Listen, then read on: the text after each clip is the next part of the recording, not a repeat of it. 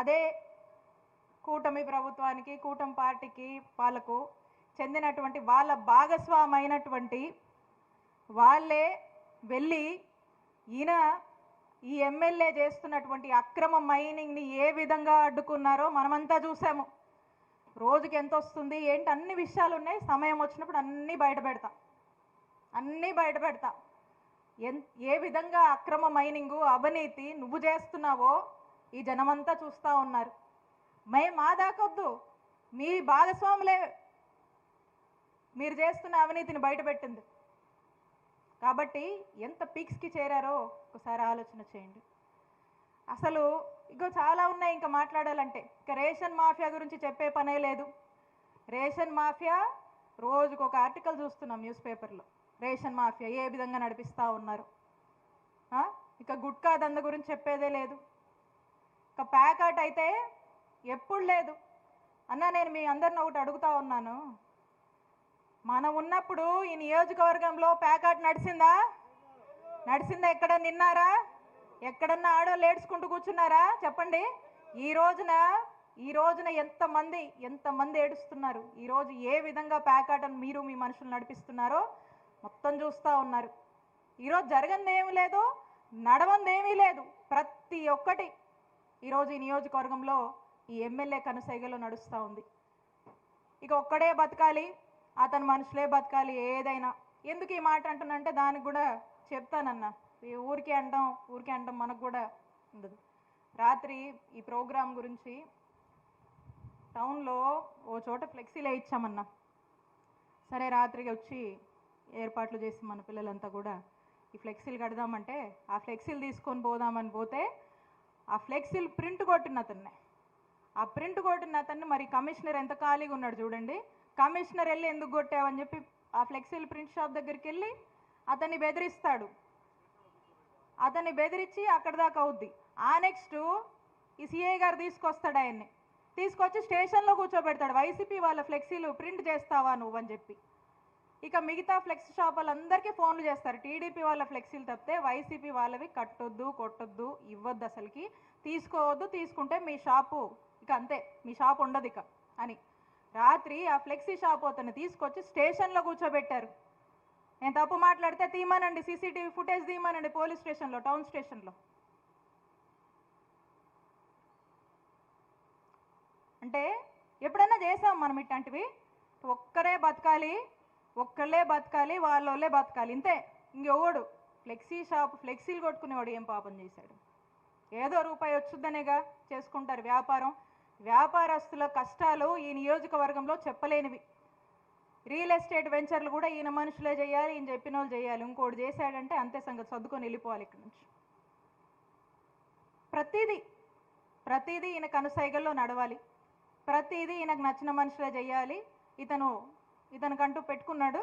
ఇక వాళ్ళతో అతను ఒక్కడు బతకడానికి, ఆయన కుటుంబం బతకడానికే ఇతను అందిస్తున్నటువంటి పరిపాలన. ఇక ఏమన్నా ఎవరన్నా పోయి పని అడిగాడంటే, నీ పోడన్నా వెళ్ళి ఓ పని అడిగారు అనుకోండి, ఏం చెప్తాడు? అబ్బే వాళ్ళ మీద కేసులు ఏమైనా ఉంటే చెప్పమ్మా, అవి అయితే ఎంబటే పంపించి స్టేషన్లో కూర్చోబెట్టి కట్టేద్దాము, మిగతా ఏం అడిగినా కూడా చెవులు వినబడవు అంట. వీళ్ళు చెప్తున్నారు నాకు. పోవట్లేదంటే ఎవరు కూడా, ఏదో కొంతమంది ఆయన కళ్ళల్లో పడ్డానికి ఏదో మాట్లాడితే ఓ పదవో రూపాయి వచ్చే పని ఏదైనా చూపిస్తారని చెప్పి తప్పితే వింటా ఉన్నాం. మరి చూద్దాం. ఇవన్నీ మేము అనుకుంటున్నాయి కాదు ఎమ్మెల్యే గారు, ఇవన్నీ జనంలోంచి మేము వింటున్నాయి.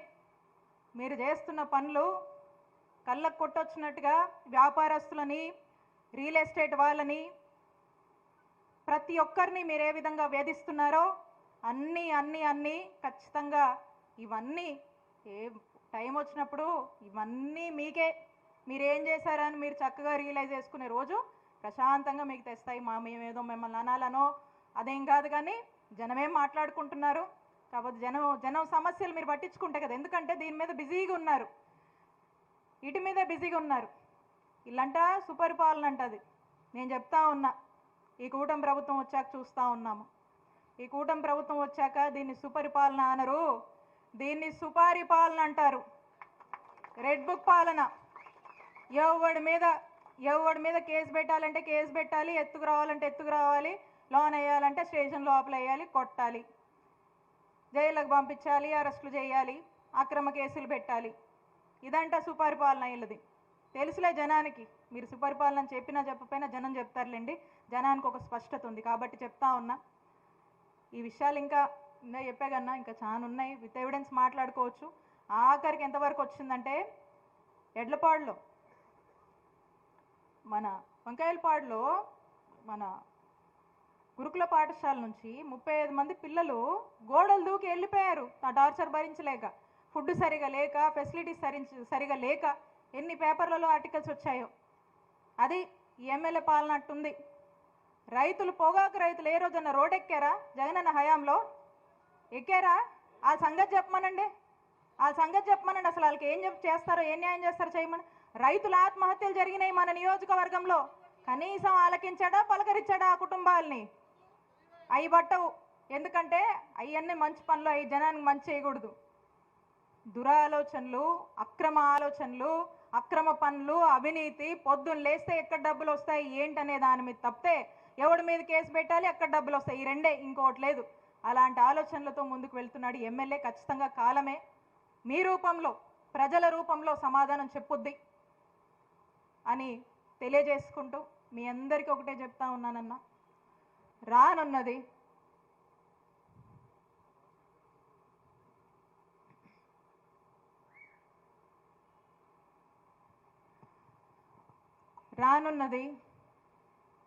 రానున్నది జగనన్న ప్రభుత్వం. ఒక్క మాట నేను స్పష్టం చేయాలనుకుంటున్నాను. కొంత అనుకున్నారు, జగనన్న మాటల్లో స్పష్టంగా చెప్తా ఉన్నారు. జగనన్న మాటల్లో స్పష్టంగా చెప్తా ఉన్నారు, రేపు నేను అధికారంలోకి వస్తే, రేపు జగనన్న అధికారంలోకి వస్తే, రేపు వైఎస్ఆర్ కాంగ్రెస్ పార్టీలోకి వస్తే,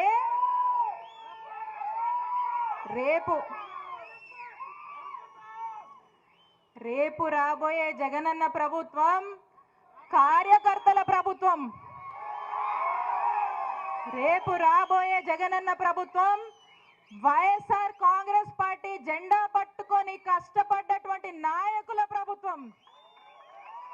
రేపు రానున్న ప్రభుత్వంలో వైఎస్ఆర్ కాంగ్రెస్ పార్టీ నాయకులు, కార్యకర్తలచే ప్రజలకు మంచి చేసే ప్రభుత్వం రేపు రానున్న జగనన్న ప్రభుత్వం అని తెలియజేసుకుంటా ఉన్నాను.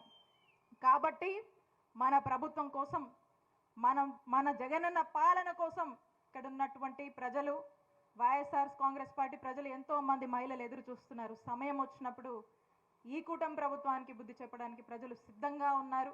వీళ్ళ పాపాలు, వీళ్ళ అవినీతి, వీళ్ళ అక్రమాలు, వీళ్ళ వేధింపులు పండే రోజులు తొందరలోనే వస్తాయని తెలియజేసుకుంటూ ఒక్క చిన్న మాట, కాస్త ఐ ఇన్ఫెక్షన్ వచ్చింది నాకు.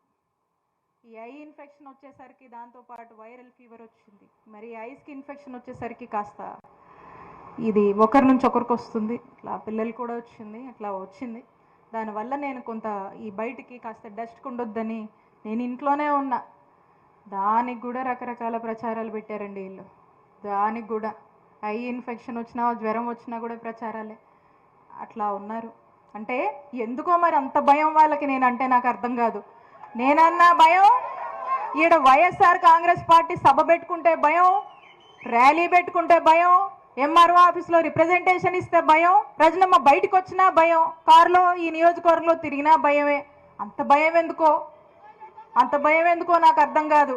కానీ నేను చెప్తా ఉన్నా, ఇక్కడున్నటువంటి మా వాళ్ళంతా, వాళ్ళ ప్రేమే నా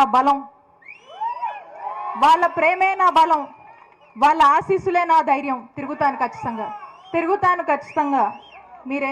మీరెన్ని కేసులు పెట్టినా, ఏం చేసినా తిరుగుతాను ఖచ్చితంగా. నా నిజాయితీయే నా బలం అని చెప్తా ఉన్నాను ఈ ఎమ్మెల్యేకి. నువ్వు వాగినంత మాత్రాన ఈ జనానికి తెలియదు అనుకోకు. నీ నోరట్ట పనిచేస్తుంది, ఏం చేస్తాము పాపం. నీ నోరట్ట తిరుగుతుంది, ఏం చేస్తాము. ఇంకెందుకు మాట్లాడాలి నీ గురించి, అది నీ విఘ్నతకు వదిలేయాలి. కానీ నా నిజాయితీయే బలం. నువ్వు మాట్లాడుతావు కదా అవినీతి అని, నీది నిలువునా అవినీతి నీకు తెలుసు. నువ్వు చేసావు, నువ్వు చేస్తున్నావు. నేను కాదు, రజనమ్మ నిజాయితీయే రజనమ్మ బలం. అదే ఈ నియోజకవర్గంలో నిలబెడుతుంది అని మరొకసారి తెలియజేసుకుంటా ఉన్నాను. ఎన్ని కేసులు పెడతావయ్యా? మా కార్యకర్తల మీద పెట్టావు, మా నాయకుల మీద పెట్టావు, నా మరిది మీద పెట్టావు. జర్మనీలో ఉంటాడు నా మరిది, ఆయన మీద పెట్టాడు. ఇంకో మరిది గోపి మీద పెట్టి 4 రోజులు జైల్లో వేసావు. నన్ను ఎదుర్కోలేక అందరి మీద పెట్టి చివరికి నా మీద కూడా పెట్టి నన్ను వేధించావు. అయినా నీలాగా 4 సంవత్సరాలు కార్యకర్తలను వదిలేసి పారిపోలేదు. నేను పారిపోను. ఇన్ని వేధింపులు పెట్టినా ఏం చేసినా 4 సంవత్సరాలు నియోజకవర్గాన్ని వదిలేసి పారిపోయింది ఎవరు? మీ నాయకుల్ని అడగండి, చెప్తారు. మీ నాయకుల్ని అడిగని చెప్పారు. పారిపోయింది ఎవరన్నా? కాన్స్టిట్యున్సీని వదిలేసి పార్టీ అధికారం కోల్పోయాక పదవులు అనుభవించి పారిపోయింది ఎవరు? మేం కాదని గుర్తు చేస్తా ఉన్నా. మేము నిలబడతాం. మా నాయకుడు కష్టం వస్తే నిలబడతాం. మా నాయకుడిని నిలబెడతాం. అంతేగాని పారిపోం మేము, భయపడం మేము. పెట్టుకో, ఇంకెన్ని పెట్టుకుంటావు పెట్టుకో, ఇక్కడే ఉండి చూస్తాం, తేలుస్తాం. మేము కూడా నిలబడతాం. మరొకసారి తెలియజేసుకుంటూ ఈ కార్యక్రమానికి వచ్చినటువంటి ప్రతి ఒక్కరికి మరొకసారి నా హృదయపూర్వక కృతజ్ఞతలు తెలియజేసుకున్నాను. ఇంకొక మాట, కొంచెం ఆరోగ్యం అప్సెట్గా ఉన్నా కూడా నాయకులే ముందుండి అందరూ వాళ్ళే ఉండి లీడ్ చేశారు. సంతోషం. బహుశా నాకు అదే ఎనర్జీని ఇచ్చిందని అనుకుంటా ఉన్నాను. మరొకసారి మీ అందరు కూడా ప్రత్యేక కృతజ్ఞతలు. నా ముందుండి లీడ్ చేసినందుకు థ్యాంక్ యూ సో